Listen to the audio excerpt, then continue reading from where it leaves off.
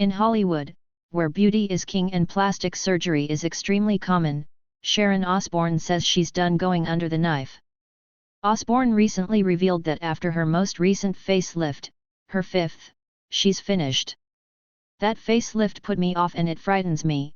I really effing pushed it with the last facelift and I am now like, no more, she told the Sunday.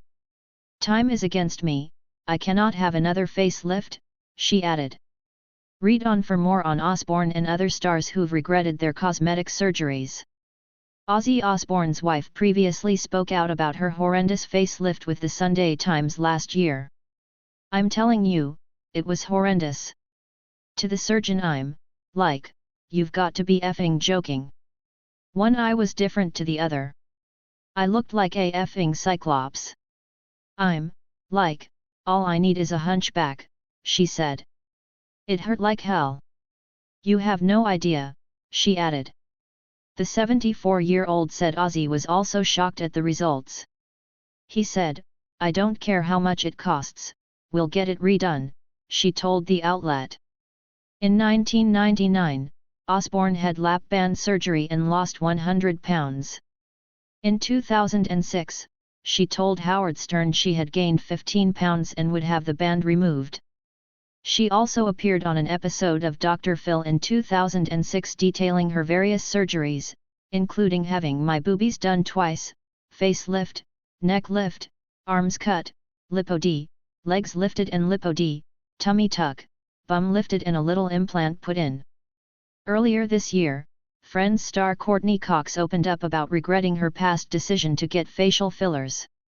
I look at pictures of me from when I thought I looked okay, and I can't believe it, Cox said on the March episode of the Los Angeles Beauty podcast. Thinking I was getting older when I was really young, that's just a bummer, a waste of time, it's a domino effect. It's like you don't realize that you look a little off. So, then you keep doing more cause you look normal to yourself, Cox began. You look in the mirror and go, oh, that looks good, you think. And you don't realize what it looks like to the outside person and just doing too many fillers and having to have them removed, which, thank God, they are removable. I think I messed up a lot, and now, luckily, I can. I was able to reverse most of that. Now, I'm actually just older, she said. The 58-year-old also said she's embracing aging and feels more prepared for everything in life now. Less is more, she added, before noting that she thinks she looks horrible with a lot of makeup and prefers a fresh face. Jennifer Grey was a household name in the 80s as the star of the beloved film Dirty Dancing. The 1987 film shot her to stardom, but 2 years later Grey opted for a nose job she says derailed her career. I went into the operating room a celebrity and came out anonymous, she told the Mirror in a 2012 interview for the movie's 25th anniversary. It was the nose job from hell. I'll always be this once famous actress nobody recognizes because of a nose job. She elaborated on her regret further in her autobiography, Out of the Corner, in 2022. The New York Times reported Grey wrote about not getting the kind of roles one would expect after Dirty Dancing's massive success. She says she followed the advice of her mom and 3 plastic surgeons, and underwent 2 surgeries to fine-tune her nose. The second procedure was to correct an irregularity from the first and was what ultimately left her unrecognizable. In the memoir she also shared a memory of an airline employee seeing her driver's license and saying, "Oh, Jennifer Grey, like the actress." When Grey said, "Actually, it is me," the woman responded, "I've seen Dirty Dancing a dozen times. I know Jennifer Grey. And you are not her." In the memoir, Grey also wrote about knowing she was a cautionary tale, a punchline. "It seemed that I had committed an unforgivable crime, willfully stripping away the only thing that made me special." In 2017, Victoria Beckham wrote a letter to her 18-year-old self in British Vogue, including the advice to not mess with your boobs. And I should probably say, don't mess with your boobs. All those years I denied it stupid. A sign of insecurity. Just celebrate what you've got, the Spice Girl wrote. Though she doesn't specify when she had breast augmentation, according to Harper's Bazaar, the mom of 4 is said to have had her first procedure in 1999, and another in 2006 before having them reduced in 2009. Her most direct comments about the procedures were in a British Vogue interview in 2011 in which a reporter wrote about Beckham's changing style and noted in their writing, "No torpedo bazookas," either referring to her previous breast size, and Beckham announced they were gone. Melanie Griffith shared in a 2017 interview that she wasn't aware how drastically she was changing her face through plastic surgery over the years. "I didn't realize until people started saying, 'Oh my God, what has she done?' I was so hurt I went to a different doctor and he started dissolving all of this that this other woman doctor had put in," she told Porter magazine. Griffith did not specify which procedures or injections she utilized. "Hopefully, I look more normal now," she added in the interview.